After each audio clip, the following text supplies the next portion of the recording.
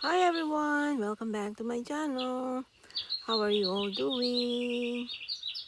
Please come and join me to make a tomato sauce for pizza and pizza recipe together in one video. Yeah, I use a tomato paste, 1 can of tomato paste, and tomato tomato sauce that is used for making spaghetti, preparing spaghetti or whatever you have available for tomatoes, spaghetti sauce. Yan. Kung meron kayong spaghetti sauce, pwede nyo rin siyang i-combine dyan. Then, I'm gonna add a half a tablespoon of salt.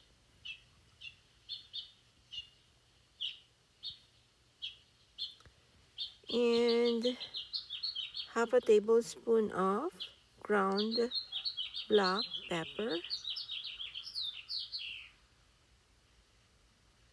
Then mix it up really good.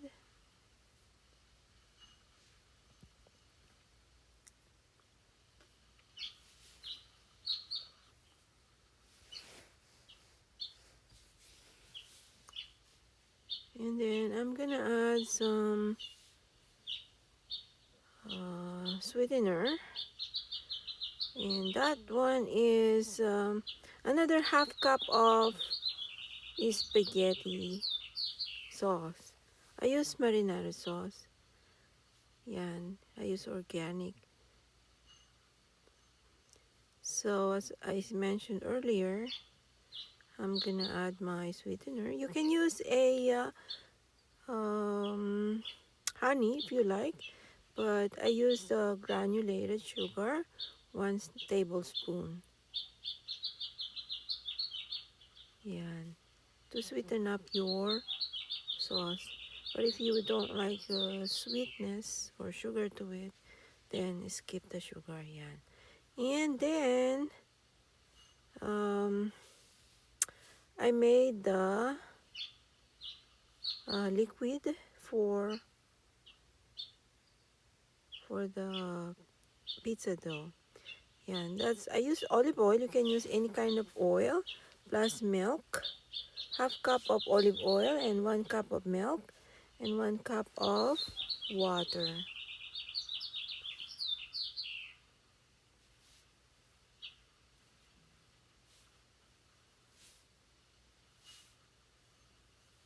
Yan.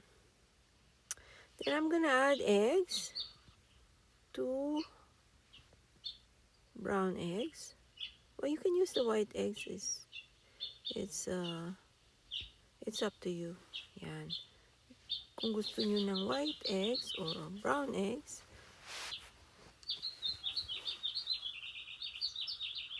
then I'm gonna add my lemon. I use lemon for baking as well. Yan.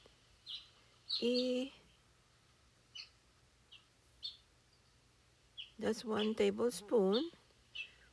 Sasalain nyo siya. You use a strainer so you don't get the seed because the seeds are so bitter. Yan. Pakla kasi yung buto. Yan. Mix it up really good.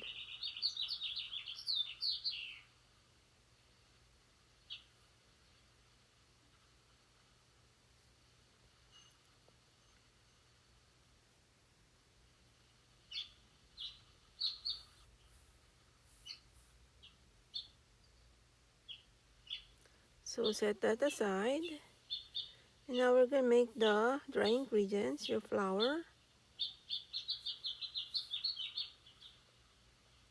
So we're making no yeast dough.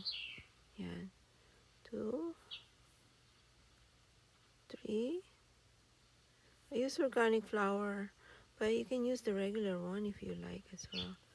Yan. And then I use a baking powder, 1 tablespoon. and 1 tablespoon of baking soda.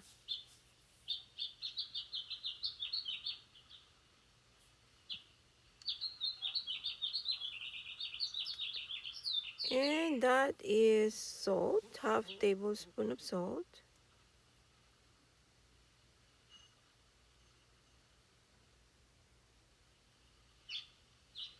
And half tablespoon of, or a teaspoon of, half a tablespoon of sugar and a teaspoon of salt. Yan. Well, you can adjust your own.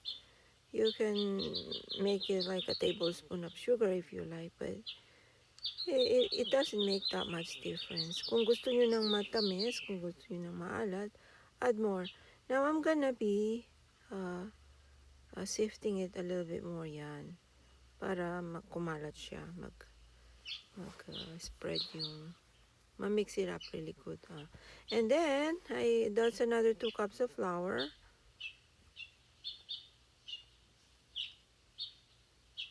So, you're gonna have to mix it up really good. Yan, para ma-mix siya. Yung ingredients, all the ingredients should be all mixed up. Yan. All the salt and baking soda, baking powder, and sugar in there. Yan. And then, here comes the liquid ingredients. Now, it seems a little bit too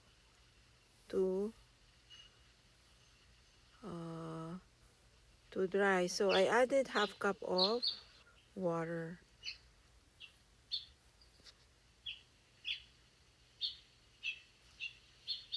So, and then mix it up really good.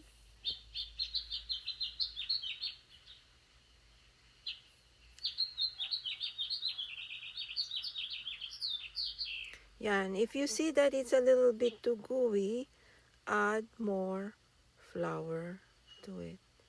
Yan.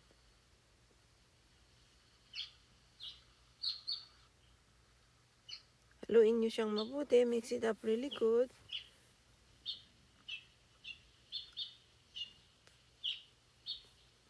And then add your flour. Yan.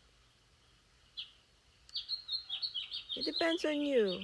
If you like it too liquidy, but I like mine with adding a little bit more flour to make it thick.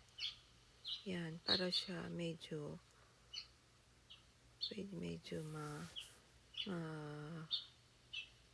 what do you call that thick? Para hindi siya dumikit. Yan. So if you have a machine, a dough mixer, you can do that same thing too. But I like using my hand, mixing it all up. Yan. And then get your wax paper or parchment paper. It's up to you. Yan. I use parchment paper. Then sprinkle some flour. Yan. It looks presentable, you know, when you eat it. It has a little bit of powder to it on the bottom. Yan. And then, now if you don't have the rolling pin or the roller blade, you can just use your hand to flatten it up, your fingers.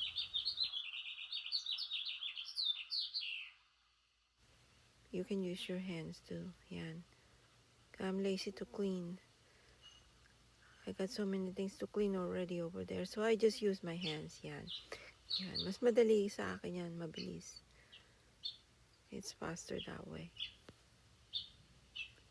Yan. Spread it out. And then do the other one as well. Do the same thing. Yan. Flatten mo lang siya. Yan. Pareho lang yan. It's the same. So with that recipe, I had 2 large pizza. Yan, large dough. Yan, malaki. So, you just have to spread it. Ngayon, pagka na bitag, if it a crack over on that side, you see, just push some of the dough so it would keep it intact, like together. Yan. Para ma-repair siya. Lagyan mo lang siya. Kumuha ka lang ng konting dough on the edges. Yan. Tapos, it's fun cooking. Yan. Pag naboboard ako, I cook. Para may pagkain ang family ko. Yan. There you go. Yan. Tapos, sprinkle a little bit more flour. Kung gusto nyo ng flour, otherwise, just skip it. But I like mine with flour. Look presentable and kind of yummy. Yan. And then, put it in the oven. Preheat your oven for 400 degrees. Yan, just patch it up. Yan. And flour, more flour on the edges. Yan, yan. And all of it. And then 400 degrees for 8 to 10 minutes. Yan, it shouldn't be well done. Kailangan 3/4 na malapit na siyang maluto. Alisin na siya. You have to remove it from the oven. But for now, I'm gonna start working on the toppings. Ang ginamit ko this time is red bell peppers. Yung pula na sili, hindi siya maanghang yan, yung bell peppers. Yeah, nung una, I don't know what do you call that, bell peppers. Hindi yan siya maanghang, matamis siya. And then, I'm gonna use a medium-sized onion. That's good for 2 pizzas, 2 large pizzas, yan. You can do it very thin if you like. I'm kind of brushing, so I kind of slice the whatever slices in there. Hindi na ako namimili. Basta, kung gusto nyo ng manipis na manipis, then slice it really thin. Yan. So, set it aside. And then, I'm gonna use the ham for toppings. You can use whatever you like. Since I have so much ham that is going bad, malapit na siyang masira, it's gonna go bad. Gagamitin ko na siya. I'm gonna use it to make pizza. Yan. So, para hindi siya masira. And now, the pizza is ready. I'm gonna have to look at how quick that is. There you go. Yan. Hindi siya fully cooked. It's just 3/4. Yung bandang loob niyan hindi pa masyadong luto. But I'm gonna have to add all my fixing now. So that's the tomato sauce that I made earlier.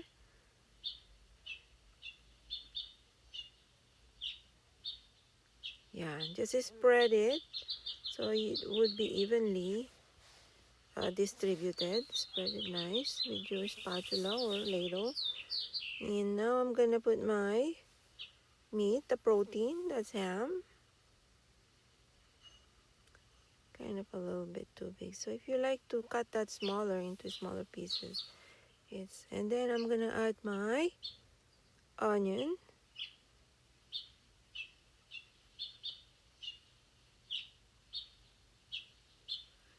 Yeah, looks so yummy. And the red bell peppers. Now I'm gonna use the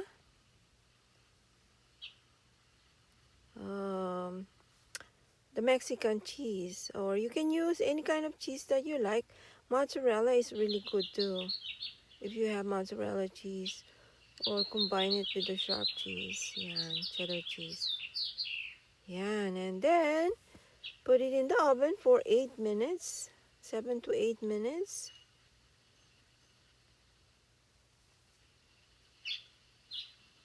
Same temperature, which is 400 degrees. Now I'm gonna prepare this next one. It's the same thing, you know, you're just gonna be adding same ingredients, same procedure, yeah. Yeah, and that's the last, that's the other half of the tomato sauce. Yum. So yummy. So if you want it too sweet, too salty, it's up to you. Add your own, adjust your own saltiness, your ingredients or sweetness, yeah. Yeah, and the same thing, if you like to add different stuff, since I'm all protein, I have so much protein in the refrigerator, so I use that one. And then red bell peppers and the onions. Yeah. Ihiwalay nyo lang siya. Onion is good as well. It kind of contradicts the taste, and it it tastes so good. Yeah, and then the Mexican cheese. Since I have so much of that in the refrigerator and it's going bad, so I have to make pizza out of it. Yeah, there you go. Thank you for watching. Please subscribe to my channel. Thank you, thank you. Have a great day. Cook it for 8 minutes. Now it's done. Thank you for watching. Please subscribe to my channel. Bye. Have a great day. Hope to see you soon. Stay safe, everyone. Bye.